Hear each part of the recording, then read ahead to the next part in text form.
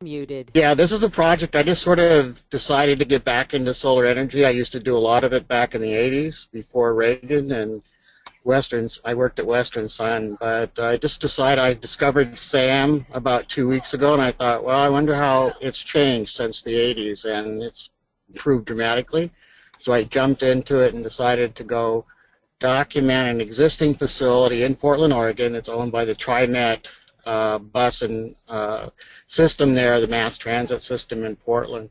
And I was able to pretty quickly go in and do an audit, an on-site audit, get data, and begin and build what I call a calibration model.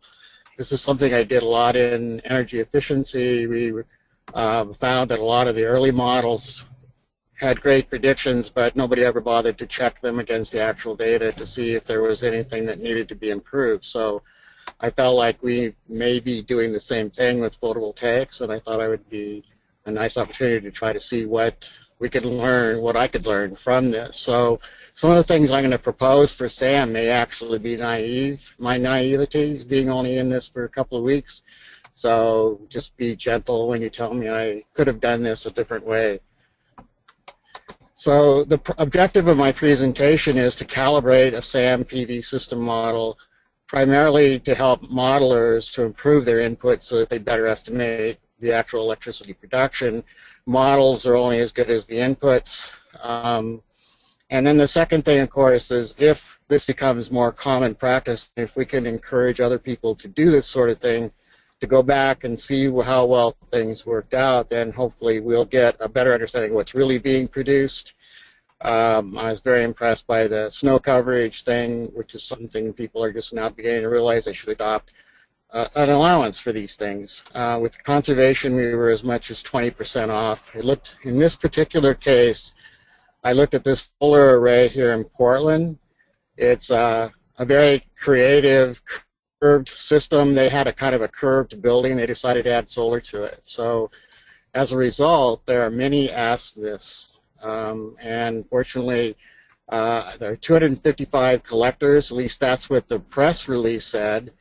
And it was supposed to be 60.7 kWdc, and then there were 7 SMA American inverters. 3 of them were 700, 4 of them were 800, and the picture there shows that these are 4 inverters, but they have combiner boxes, so I don't really know how many strings are really involved in the audit. I didn't have enough technical drawings or anything to check that out. The first thing I did is I took a look at all of the available data from February through June and found that there are almost 200,000 kilowatt hours produced over 1,200 days, 163 kilowatt hours per year. The original projection was 64,300. The actual, when you average that over 3¼ years, is about 59, which means that the actual production is about 92.6% of what was estimated. So I just went ahead and created a SAM as-built model using learning as fast as I could, and then I took a look at the TMY3 weather data, which I don't think may have been available even when they did the original analysis 4 years ago, 5 years ago, to see how well just building a normal SAM model would calibrate to what was produced. Then the first thing I did is, as I go through the presentation, I'll look at how actual weather data for 2 complete years, 2 calendar years, and how that adjusted the model. And then if those don't work completely, how far, what can we do to further calibrate it? So when we're setting up a calibration of the as-built model, the first thing we want to do is verify the installed equipment. And it was really nice finding that SAM actually had all this equipment built in. Whole lot better than in the early days when I took my first PV design class at NREL. I think it may have been called SERI then. Verify the system configuration and wiring, because just the equipment, it depends a lot on how it's connected. Enter the actual equipment and system data into SAM's PV model, keeping in mind that there are limitations to what you can input. Estimate, there are some other inputs in every model. There are a lot more inputs available than there is data to fill them, and so a lot of these inputs are always estimated, guessed at, measured as well as possible. Then, in this case, we gathered up electrical data for a couple of particular years, 2013 and 2014, and then ran this, and this, before we get into that, though, we ran SAM with TMY3 weather. This is the layout. It's pretty hard to read this, but the weather data in the actual situation is the actual weather. The solar models are Sun World, which happens to be here in Hillsboro, and it's a really nice facility. I got to tour that a year or so ago. They claim there are 255 panels, although there may be some question about that. A press release is not exactly the same as an engineering set of drawings. There were 7 subarrays or more. They had set up multiple azimuths. I really don't know how many strings or subarrays there were. The inverter types are SMA America. There were 4 8,000, and you see I had a correction here. There were 3 7,000. So that gave us 2 different inverter types. There was very minimal shading. I didn't bother to do a shading calculation. And then everything else in the input is pretty much unknown. We don't really know these numbers, but I just used the variables that SAM had in their default model, hoping that those are reasonable. When it came down to the subarrays, the first thing I ran into is there were only 4 subarrays really available. Now, that may be again, my naivety of not knowing that there's other ways to do it. And I could only select 4 different azimuths to represent probably 10 or 12 azimuths. The result of all this was that, remember, the actual over the 3.5 years was 59. The original estimate was 64. It was pretty darn close at 8% difference. And when I did the new SAM model, it was even worse. It's now 117%, or it's over-predicting by 17%. And on a monthly basis, you can see that it's not exactly following the same curve. SAM in the blue is over-predicting dramatically in the winter, under-predicting a little bit in the summer. So then I went ahead and put in actual weather data. So the weather data parameters in the solar resource folder are listed here, and it's very important to keep track of the units and the format. So in the weather calibration, we're going to identify good quality weather. Close to the site, we just happen to have an Oregon solar site here right at Portland State Community College, or Portland State University, where this unit is located. So we had excellent solar and wind data. What we didn't have was wet bulb temperature, and so I had to go in and kind of estimate that based upon the dry bulb temperature. And relative humidity also we didn't have, given that we didn't have wet bulb. So we put that data then, make sure that we want to match the same years, and then we have to check the file formats. It's really nice that they set these up as CSV and not bin sort of files like you run into in eQuest or DO2, because it makes it a lot easier to do this weather adoption. And we were able to pull out one of those files. I pulled the one for the airport, I renamed it, I put in the new data, and then I just saved it with a new CSV file name that matched kind of like 2013 or 2014, restored it in the solar resource folder, and then down in the lower end, SAM chose that particular data set. So in this case, when we put in the weather for 2013, we were able to get a much better correlation than with TMY3, which we would expect, and it came down to 107, and the profiles match a lot better, although we're still seeing a fairly consistent over-prediction in the winter and under-prediction in the summer. But on an annual basis, this is a pretty good fit. Anything under 10% is probably pretty good. I went ahead and did the same thing with 2014 data. And in this case, I didn't get a match. Hardly 123% is not a very good match. And then when you dig in closer and look at the monthly profiles, you see that the actual data had some zero data in March, very small data in February. And when I got in even closer, I could see that we had more problems. So now we're going to need to go to a further calibration for this year. And in that case, we add these 2 additional steps for calibration, evaluate actual production, see what the reason is.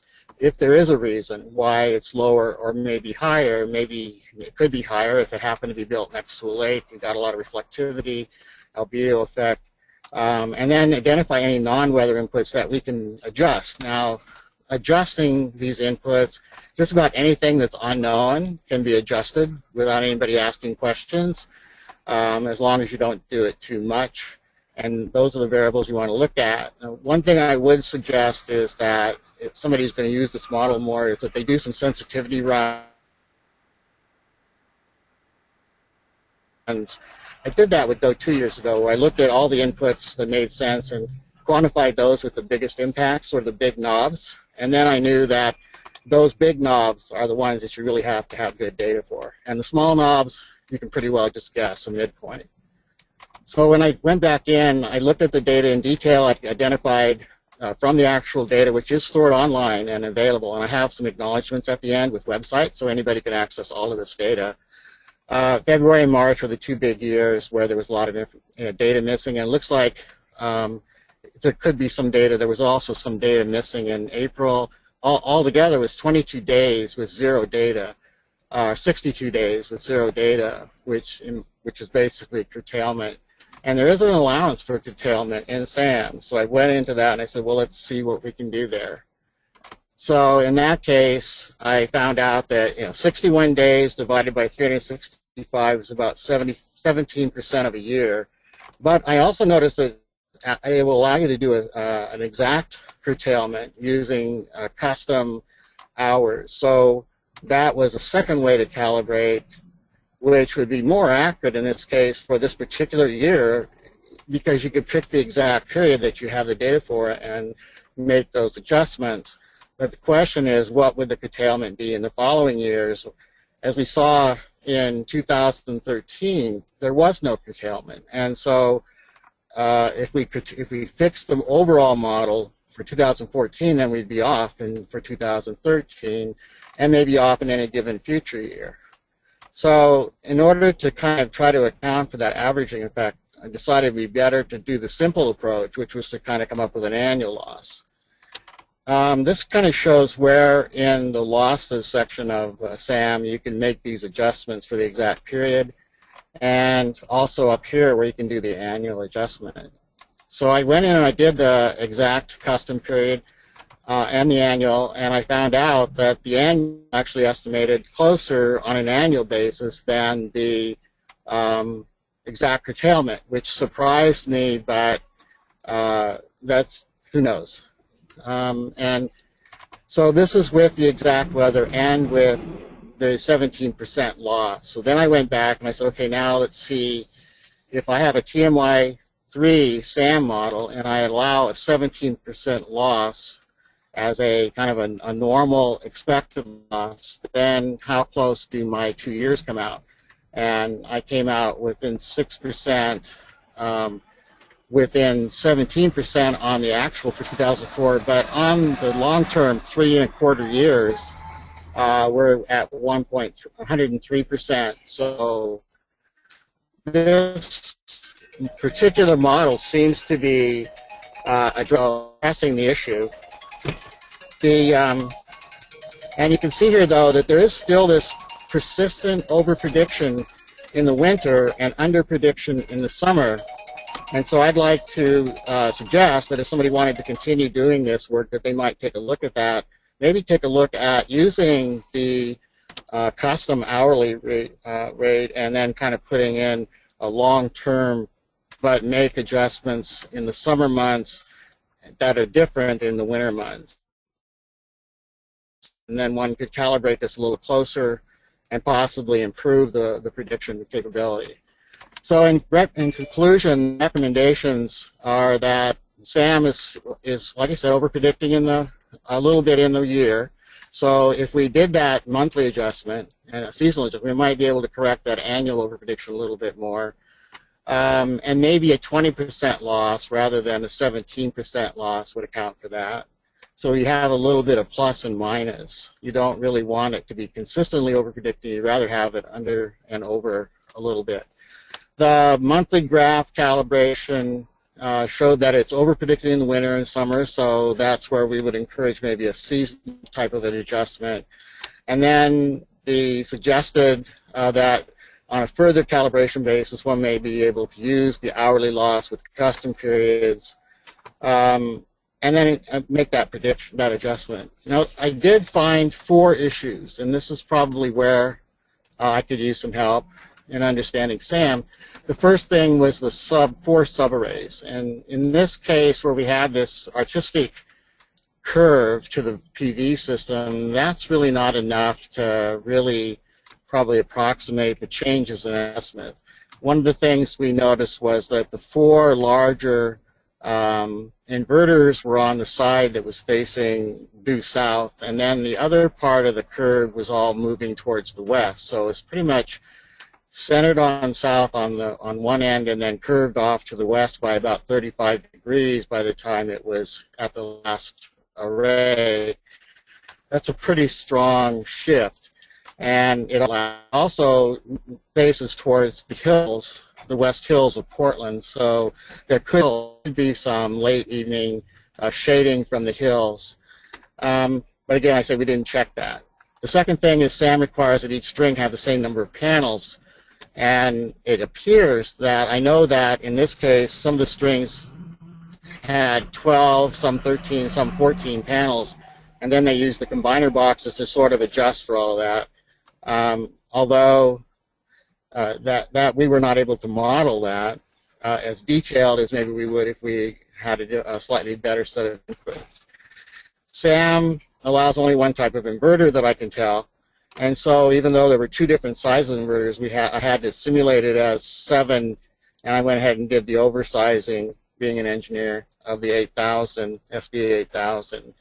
And then fourth, SAM's curtailment and availability loss is reflected in the annual energy of the metric box. However, when you look at the monthly array and system production in the results page that comes out, the graphs have not been adjusted for the losses. And I think this is actually a programming error.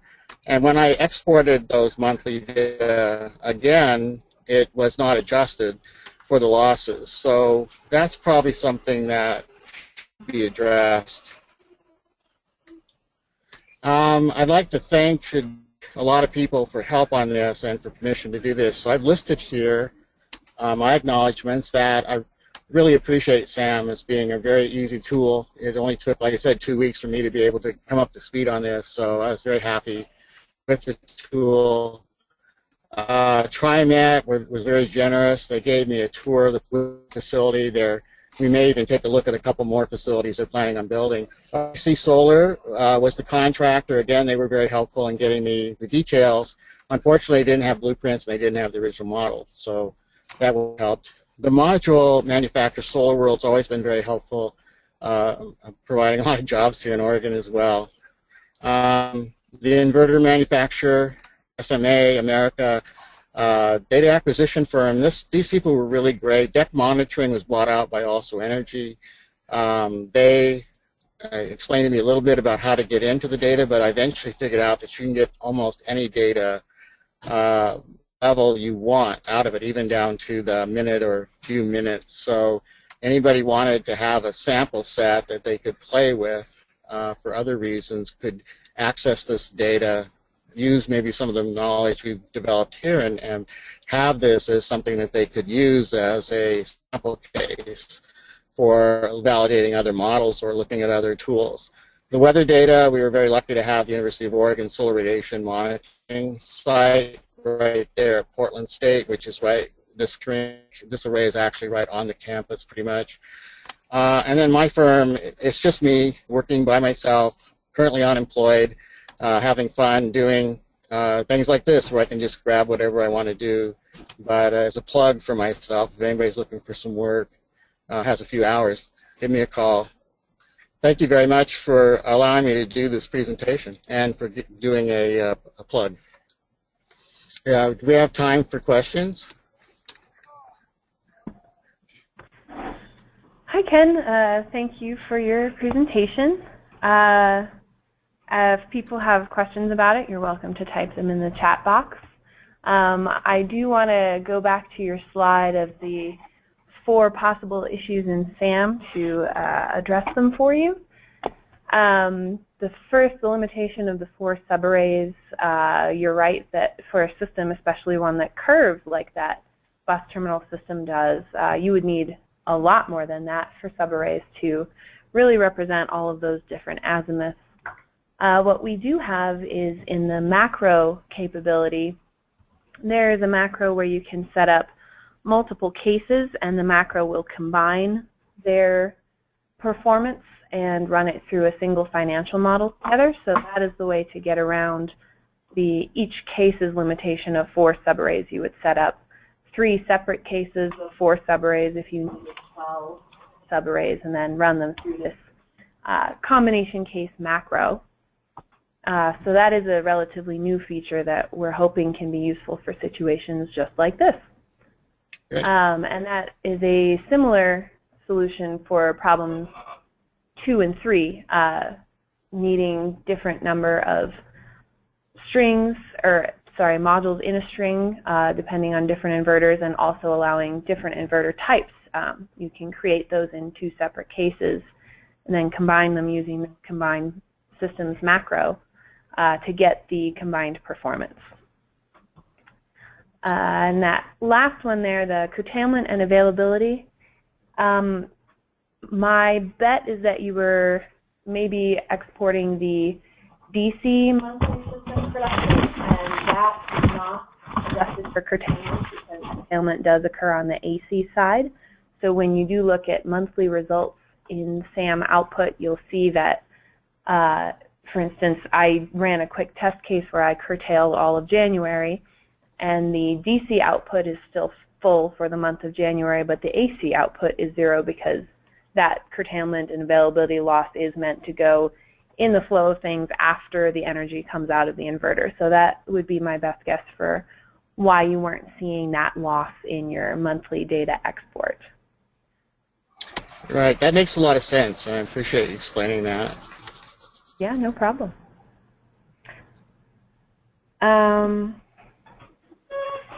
We have a question here that appears to be more for the SAM team, actually. If we could clarify if SAM accounts for spectral correction on PV module outputs. So that depends a little bit on which module you're using, but the CC and Sandia models both have a spectral correction that's based on the air mass. And so there's sort of a proxy for doing a more detailed spectral model. So that's sort of a common approach that's used in a lot of PV models. The single point efficiency model option doesn't have that correction.